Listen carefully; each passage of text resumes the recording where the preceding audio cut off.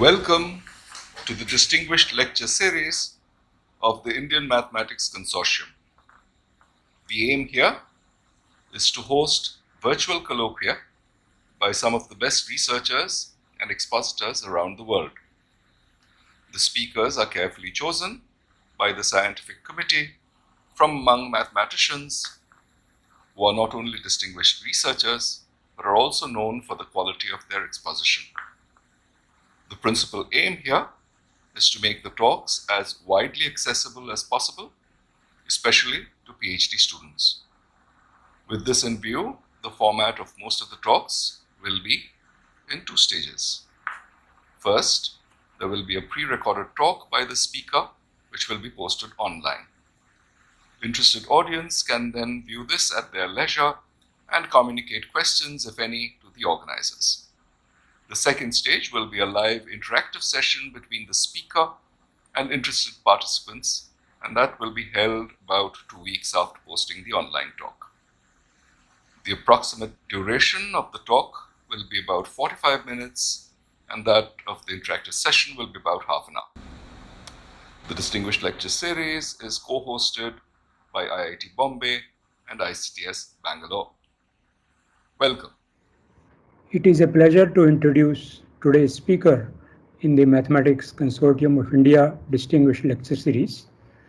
Today's speaker is Professor Bernd Sturmfels, and he will speak on 3264 conics in a second. Professor Sturmfels is at the University of California at Berkeley, and he is also the director of the Max Planck Institute for Mathematics in the Sciences at Leipzig in Germany. Professor Sturmfels received PhD in 1987 from the University of Washington and the Technical University of Darmstadt. He received an honorary doctorate from the Goethe University at Frankfurt. He taught at Cornell University for a few years before joining UC Berkeley in 1995. Professor Sturmfels has guided 50 doctoral students, published about 300 papers, numerous books and monographs in the areas of combinatorics, commutative algebra, algebraic geometry, and their applications to fields like statistics, optimization, and computational biology.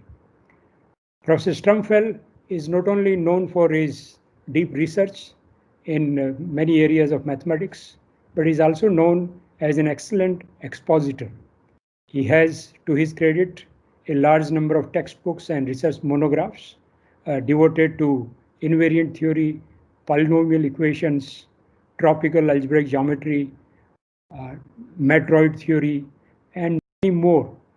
His research monographs bring out the latest developments in a field which can be read by early researchers in mathematics. He has been honored by many awards and fellowships. To indicate a few of them, he received the Alfred P. Sloan Fellowship in 1986 and 87. He was selected for the National Young Investigator Fellowship of the National Science Foundation during the years 1992 to 97. He was also appointed as Miller Research Professor at Berkeley and John von Neumann Professor at the Technical University of Munich. Professor Sturmfels was elected Fellow of the AMS in 2012 and a Fellow of the Society of Industrial and Applied Mathematics in 2014. During the last 5 years, Professor Sturmfels is an Einstein Visiting Fellow at the Technical University in Berlin. He received the George David Birkhoff Prize in Applied Mathematics in 2018, and in the same year, he was elected as a member of the Berlin Brandenburg Academy of Sciences and Humanities. Professor Sturmfels has done deep research in so many different areas of mathematics, such as commutative algebra, algebraic geometry, tropical geometry, invariant theory, combinatorics, optimization, statistics, and computational biology. His works often mix these areas in a beautiful way and unearth the hidden connections. Over to Professor Sturmfels for his talk on 3264 conics in a second. Yeah, hi. Welcome to my short presentation on 3264 conics in a second. It's a great pleasure and honor to speak to students and young mathematicians in India, and I look forward to talking to you in the in-person session shortly. So this is a talk that will take us from 19th century geometry to computing in the 21st century, and will center around figures such as those two shown in the diagrams. So everything I will say, almost everything, is contained in an article with this title, 3264 Conics in a Second, that was published in the notices of the American Mathematical Society in January 2020. Here you see the same picture, and the cover artist of the notices added the intergalactic picture. And so this is the source for what you're about to hear. Let's start with some prehistory on geometry. By a conic in the plane, so by the plane, I mean the real plane, affine plane, is a zero set of an inhomogeneous polynomial of degree 2 in two variables x and y. So such a polynomial A has 6 coefficients, A1, A2, up to A6, that are given real numbers. Let's say a second conic enters the scene, a second conic U, again of degree 2 in x and y, with coefficients U1, U2, up to U6 that are real numbers. Now, 250 years ago, Bézout proved that if you have two conics in the plane, they will always intersect in 4 points. Now, the always has to be taken with a grain of salt. In order to make the statement true, we have to replace the real numbers by the complex numbers, and we have to replace the affine plane by the projective plane. But then it becomes true. Over the real numbers, things can be a bit more special. So here's an illustration in blue. There's a circle, that's a conic. In green, there's an ellipse, that's a conic. They meet in 4 points, the red points. But you can see if the green conic slides to the right, eventually the two left intersection points will fuse, and then they will disappear and become a complex conjugate pair. Sliding the ellipse further to the right, also the other two intersection points can disappear. So there are always 4 intersection points, but the number of real intersections is 0, 2, or 4. And we have to count the intersection points with multiplicity. So if the green and the blue conic are tangent, then that red point would count with multiplicity 2. And Bézout's theorem holds for curves of higher degree, and in fact for hypersurfaces in any dimension. Now let's examine a little bit more closely what happens at the point of contact at tangency and how we can characterize this. This is given by the so-called tact invariant. So the tact invariant is a big polynomial of degree 12 in the coefficients of two conics. Let's derive it. So if we have an intersection point, xy, then this will be a point of tangency of the conics A and U, if in addition to the vanishing of A and U, the Jacobian determinant also vanishes. The Jacobian is another quadratic polynomial whose coefficients are now these 2 by 2 minors, and then the conic U is tangent to the conic A if and only if there exists x and y, such that this system, A equals U equals J equals 0, this system of 3 quadratic equations and 2 unknowns has a common solution. Now, eliminating x and y using computer algebra, we get a polynomial which is called the tact invariant of degree 12. It's degree 6 in the coefficients of A, and it's degree 6 in the coefficients of U. So in particular, It's a degree 6 condition on U to be tangent to A. Now, if you look at this polynomial, the tact invariant, as a human, it looks like a big polynomial. It has 3,210 terms. But, you know, we're talking about the 21st century. We're talking about the day and age of big data. This is actually a small polynomial. Just because a polynomial is big, it doesn't mean it ceases to be a polynomial. So from the point of view of big data in the 21st century, a polynomial of degree 12 with 3,210 terms is not really a big polynomial. Steiner, the German mathematician, asked in 1848 the following question. How many conics are tangent to 5 given conics in the plane? So here the diagram shows an illustration. So I'm given 5 blue conics, here 4 ellipses, 1 hyperbola. And the question, how many red solutions are there to the tangency problem? So the red conic is tangent to the 5 given conics. Now, why is the number 5 the right number? Well, there are 5 degrees of freedom in specifying a conic, right? The equation has 6 coefficients, but that's up to scale, right? If I scale all the coefficients simultaneously, the conic doesn't change. But each of the blue conics imposes 1 constraint on the red conic. Tangency imposes 1 constraint. Which constraint? Well, we know the constraint. It's a polynomial of degree 6, namely this polynomial of degree 6 in U1, U2, U3, U4, U5, U6. How many solutions? Well, Steiner argued that Bézout's theorem gives the answer, right? I have a system of 5 homogeneous equations of degree 6 and 6 unknowns. So Bézout's theorem says I should multiply the degrees to obtain the number of solutions. So it's 6 times 6 times 6 times 6 times 6, which makes 7,776. Now that's nice, except it's wrong. Steiner's answer was incorrect. Bézout's theorem does not apply in this situation.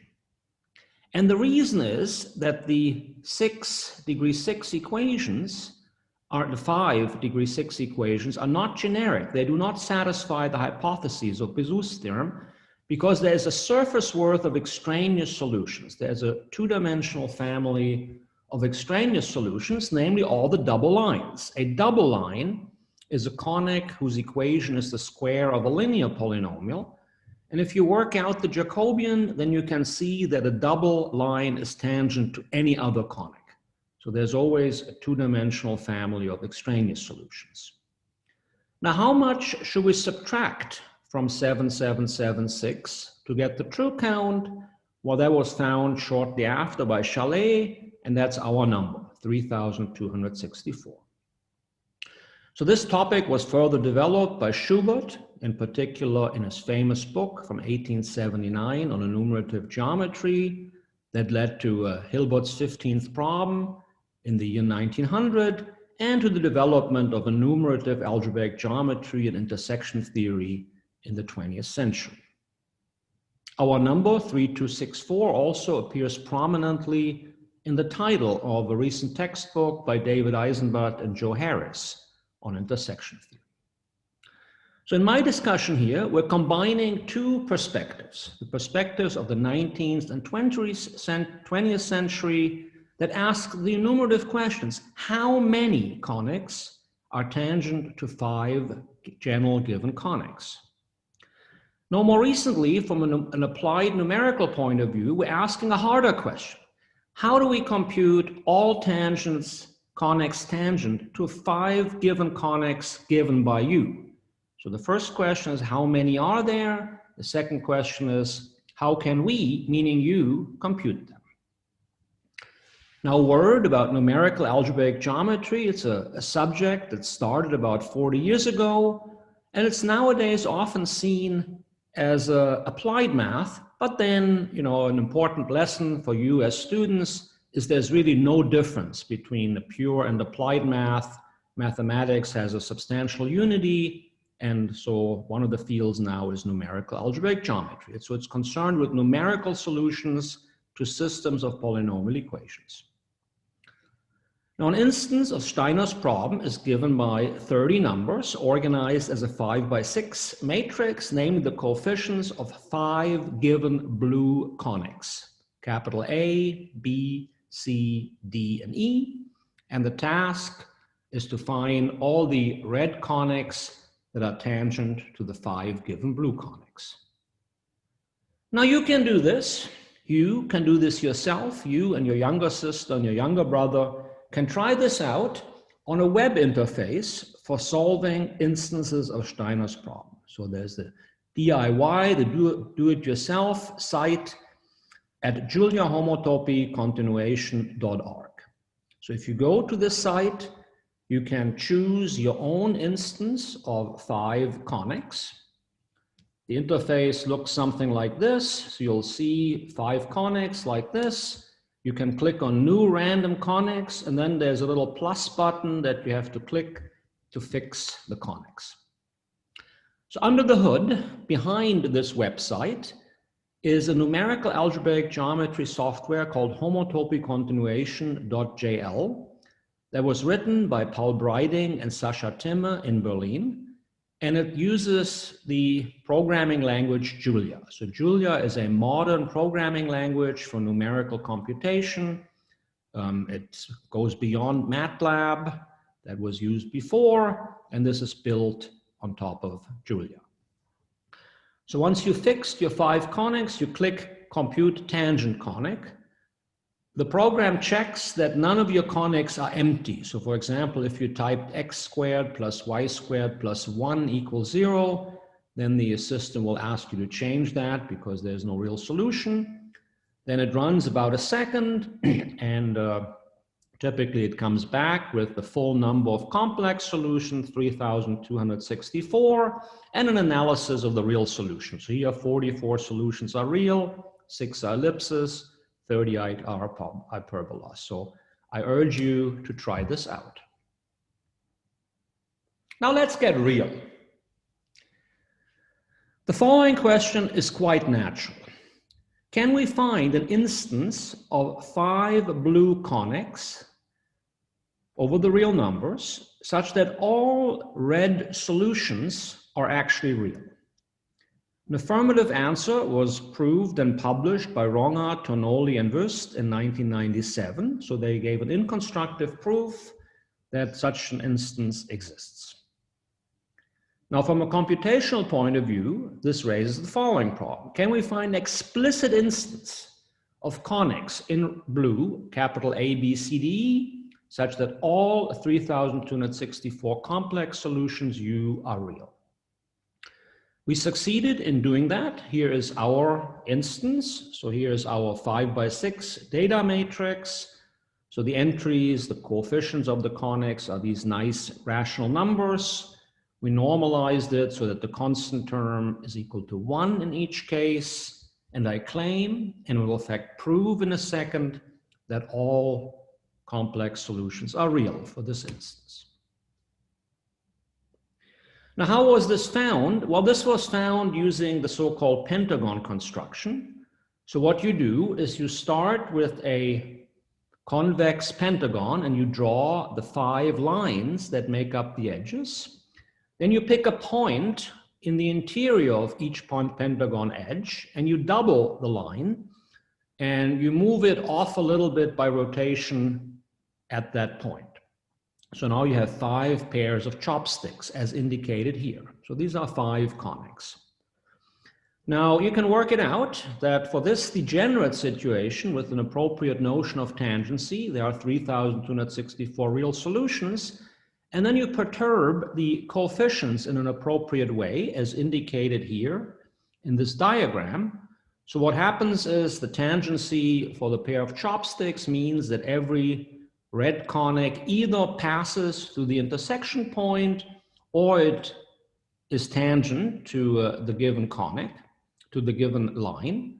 And the passing through an intersection point will then split up into 2 solutions as indicated here. And then you do the math and you find that everything will be real, and you have the full number 3264.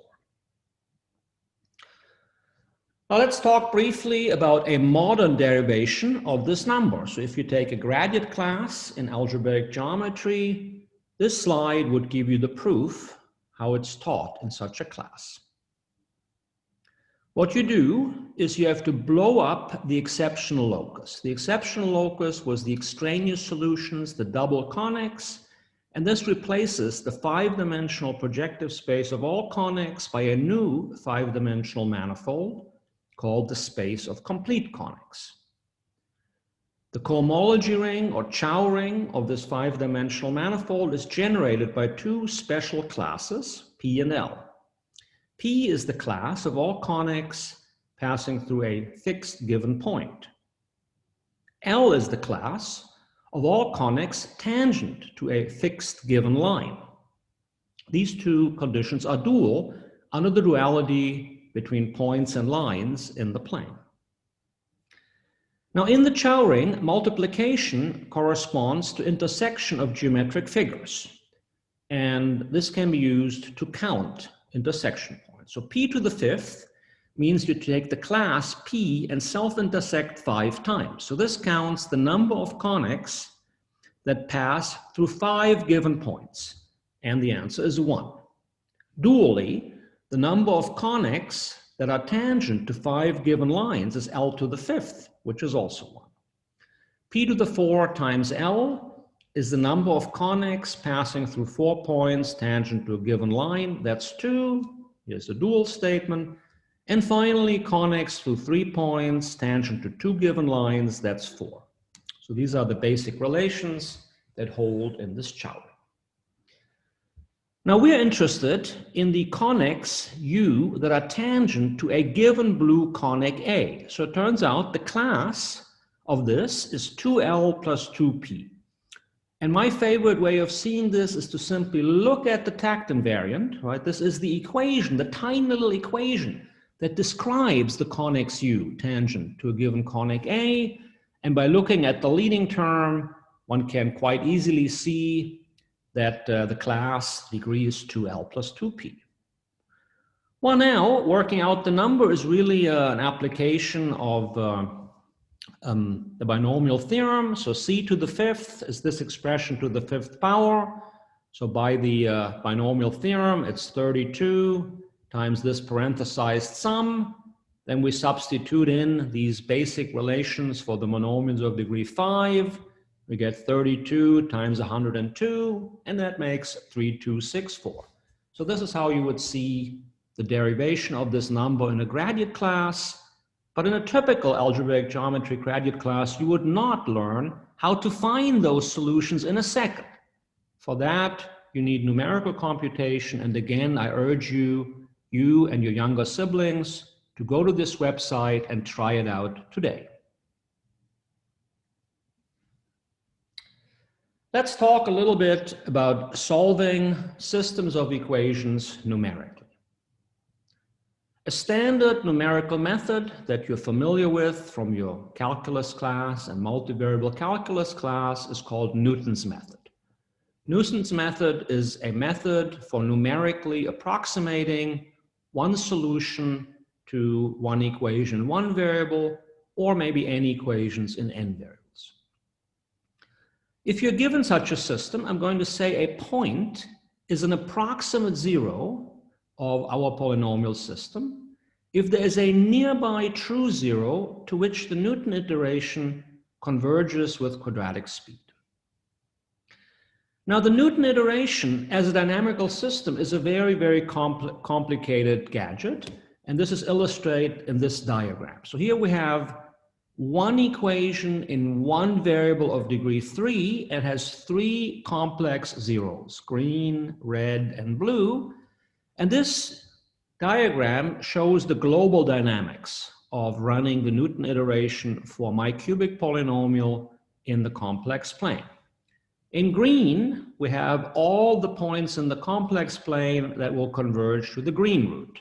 In red, all the points that converge to the red root, and then colored in blue are all points in the complex plane that converge to the blue root. Now, close to the root, everything is very nice, and we have rapid convergence, in fact, quadratic convergence, but the boundaries are very complicated. You can see the fractal nature and the Julia sets, so you have very complicated fractal behavior at the points of indecision. But close to the solution, things are nice, and this leads to this definition of approximate zero. Now, it looks like that this is a useless definition in practice, right? Because how could you decide whether a given proposed zero is an approximate zero? Well, we'll see in a second that this can be done. Now, what is an approximate zero? An approximate zero is a numerical approximation to a true point that you believe to be a zero. So you give this by finitely many floating point digits, and a number with finitely many floating point digits is a rational number, right? So you have some numerical method, maybe Julia homotopy, that will compute a proposed solution, and that proposed solution will have floating point, that is to say, rational coordinates. Now, how can you verify that that's an approximate zero? Well, this can be done using a theory introduced by Steve Smale called the alpha theory. And by running appropriate estimates, you can certify by a finite symbolic computation in exact arithmetic, in exact irrational arithmetic, whether a given zero is an approximate zero. You can likewise certify that two zeros are distinct and that a zero is real. So this was implemented by Hauenstein and Satile in the software Alpha Certified, and we used that to certify our real instance. So in our case, we input the numerical solution found by homotopy continuation.jl. And remember, numerical means every coordinate is a floating point number, and a floating point number is a rational number. The output is a symbolic proof that our fully real instance is correct. So this a posteriori certification runs in a couple hours, and it yields proof that our instance is correct. So this is the proof that this is a correct instance for the Ronger-Tonoli-Wüst question. Now let me summarize where we're at. For the last 30 to 40 years, the paradigm for computing in algebraic geometry has been exact symbolic computation. In particular, Gröbner bases were the engine or workhorse for many computations in algebraic geometry. The disadvantage of this is that Gröbner bases solve a problem that's much too hard. They generate a very, very large output, and often in medium to harder problems, a Gröbner basis computation will not terminate.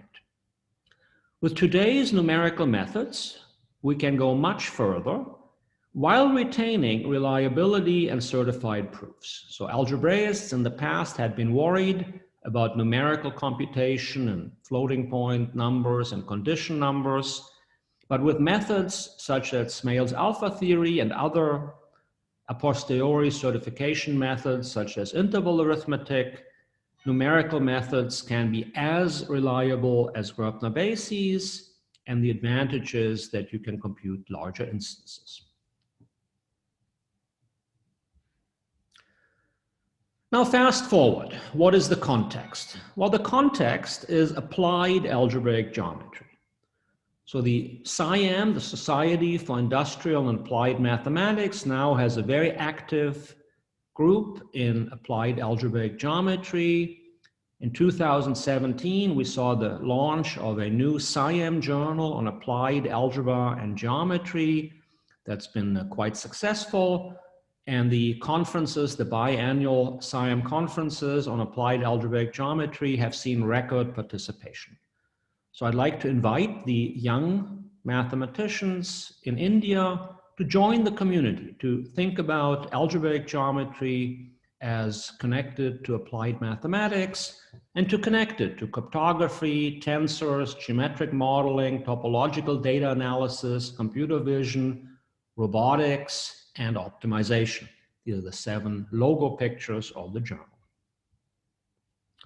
Let's go back to 1879 and to Hermann Schubert. He published the book called Calculus of Enumerative Geometry, and he answered our question also in one higher dimension. Let's ask the same question that we asked in one higher dimension. How many quadratic surfaces, how many quadrics are tangent to 9 given quadrics in 3-dimensional space? So quadric in 3 space might be, for example, ellipsoid. So let's say we're given 9 blue ellipsoids in 3 space. Each of them imposes one constraint for tangency on an unknown red quadric. The space of quadrics has a 9-dimensional space. There are 10 coefficients. So now there will be a finite number of solutions. And on page 106 in the 4th section of his book, with these words, Schubert derives the number. 666,841,088. That is the number of tangents, the number of conics tangent to 9 given conics. Now, admittedly, these we cannot compute in a second. In fact, these are much, much harder to compute. But as progress continues, as algebraic geometry interfaces more fruitfully with advances, say, in deep learning, I'm quite optimistic that in 10 years' time or 15 years' time, we will be routinely able to solve such problems as well. 2020. When the pandemic struck in March and April, we were trying to get the young people, postdocs and students connected to the Max Planck Institute in Leipzig together electronically in a common project. And that project became the LSSM project. LSSM stands for Linear Spaces of Symmetric Matrices. This triangle is Schubert's triangle, and this triangle is the basic numbers for tangency of quadratic surfaces in 3 space. It tells us the number of quadrics tangent to 9 given figures, where each figure is either a point, a line, or a plane. So for example, I could specify 3 planes, 3 lines, and 3 points, and I can ask how many quadratic surfaces, such as the sphere, pass through the 3 given points, are tangent to the 3 given lines, and are tangent to the 3 given planes, and the answer is 104. Likewise, for 5 lines, 2 points, and 2 planes, the answer is 128. The first row is particularly important, 1, 3, 9, 17. This is just passing through points and being tangent to planes.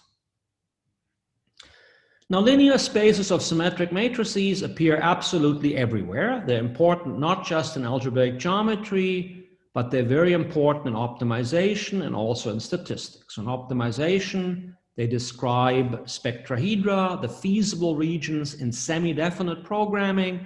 And semidefinite programming, which generalizes linear programming, is a very important paradigm in convex optimization with many, many applications across the sciences and engineering.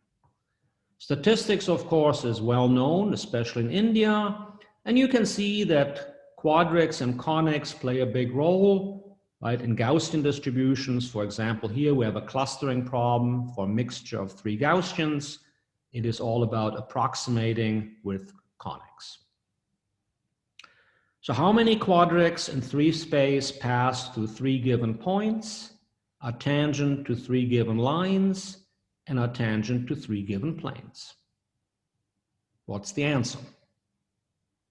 How would you, and I mean you, compute this number? And then, can all complex solutions be real? We will discuss such questions in our interactive session. But in this case, you can go back and you saw the answer was 104. The answer is 104. This can be fully real. You can find 9 figures such that all solutions are real. And if you would like to learn more about the LSSM project, simply Google LSSM Leipzig. Leipzig is the city where our institute is located. That's it. I hope you enjoyed the talk, the discussion of quadrics, that is symmetric matrices, and linear spaces of symmetric matrices, and I look forward to talking to you about these topics soon.